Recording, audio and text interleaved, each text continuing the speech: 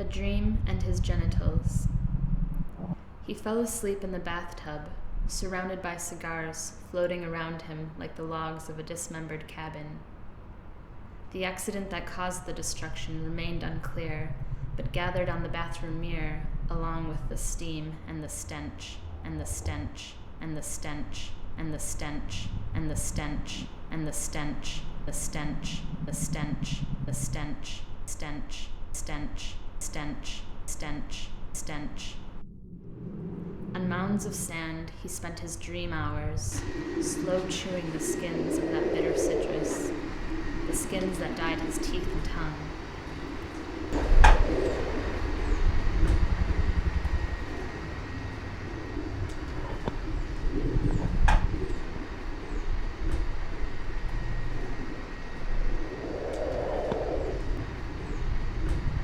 The actual fruit, like an unwelcome guest, began to pile up around his ankles, too acidic for consumption.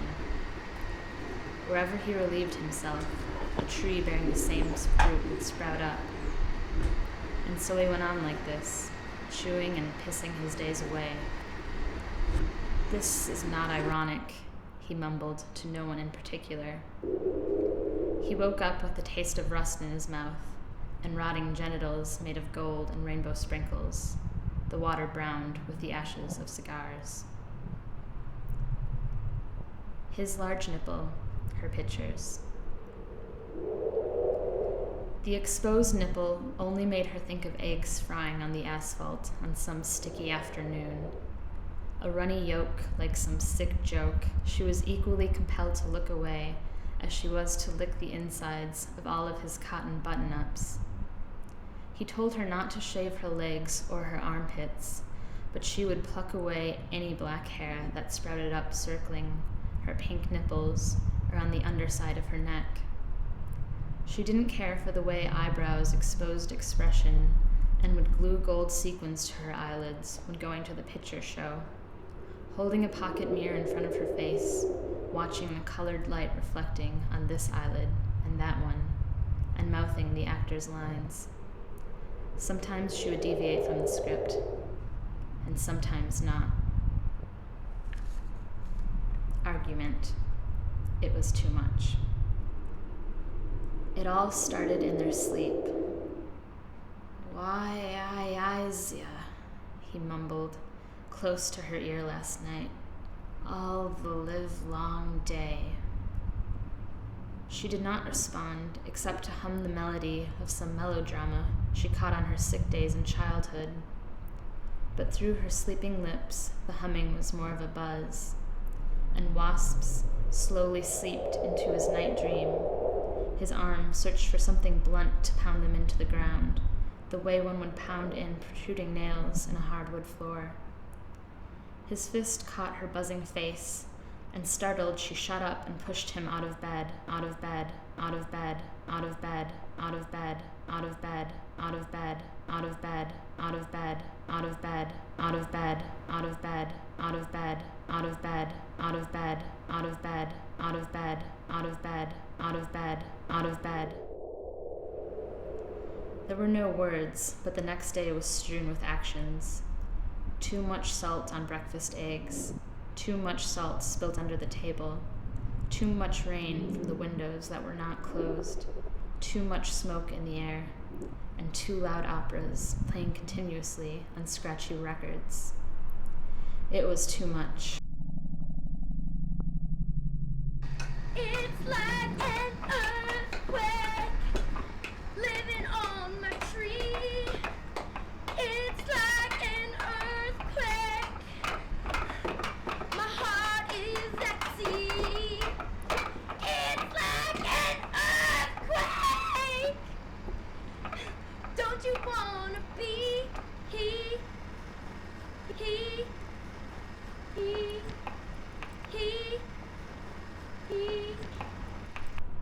Oh, je suis accablée de la nausée.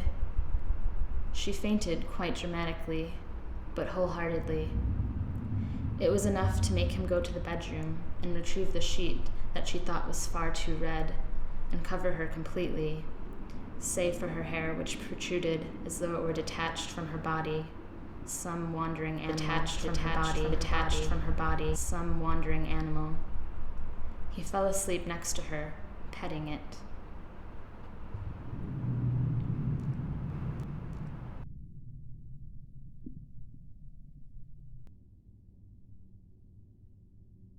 Waking up together was enough. Sore and tangled, their bodies, some nebulous sea creature, floated softly to breakfast.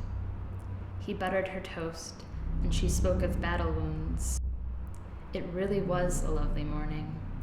The sun seeping in like a raised nipple on thin cotton, smelling of eggs frying outside, filling the streets in streams of yellow, reflecting on her eyelids.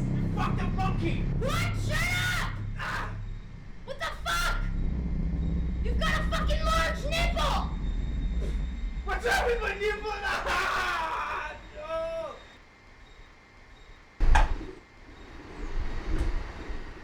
Ah!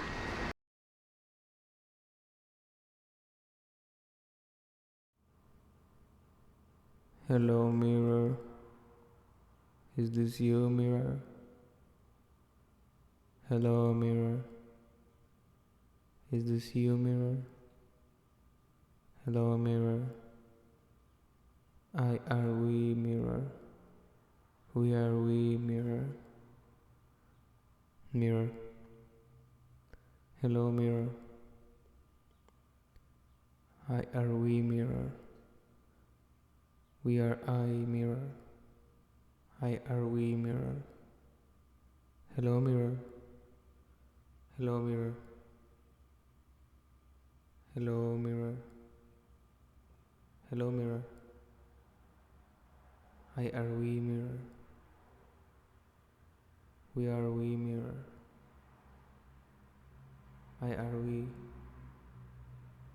We are I. We are we.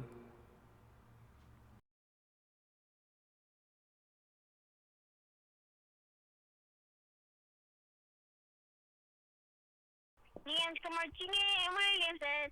The ends come marching in, William said. The ends come marching in, said to find the brain and eat it. And the ants will starve to death because he has no brains, has no brains. Dun, dun, dun, dun, dun, dun, dun, dun, dun, dun. The ants come marching in, William said. He said, the ants come marching in, William said. My brains, my brains, my brains, my brains, my brains will starve to death all day.